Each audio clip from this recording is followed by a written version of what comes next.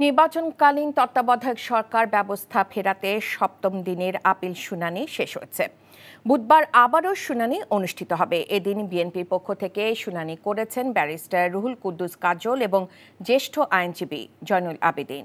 প্রধান বিচারপতি সৈয়দ রেফাত আহমেদের নেতৃত্বাধীন আপিল বিভাগের 7 সদস্যের পূর্ণাঙ্গ বেঞ্চে শুনানি শুরু হয়। শুনানিতে বিএনপির আইনজীবীরা আপিল বিভাগকে বলেন, তত্ত্বাবধায়ক ব্যবস্থা বাতিল করে রায়ের পর দেশের রাজনীতিতে সংকট তৈরি হয়, ফলে তত্ত্বাবধায়ক সরকার ব্যবস্থা ফেরানো প্রয়োজন। এর আগে জামায়াত ও সুজনের পক্ষে শুনানিতেও আইনজীবীরা তত্ত্বাবধায়ক ব্যবস্থা ফেরাতে আইনি যুক্তি তুলে ধরেন।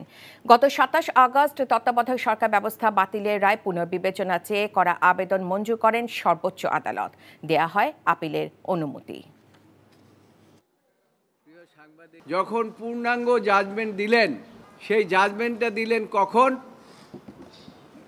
যখন প্রধান বিচারপতি রিটায়ারমেন্টে গেলেন, তার 16 মাস পরে।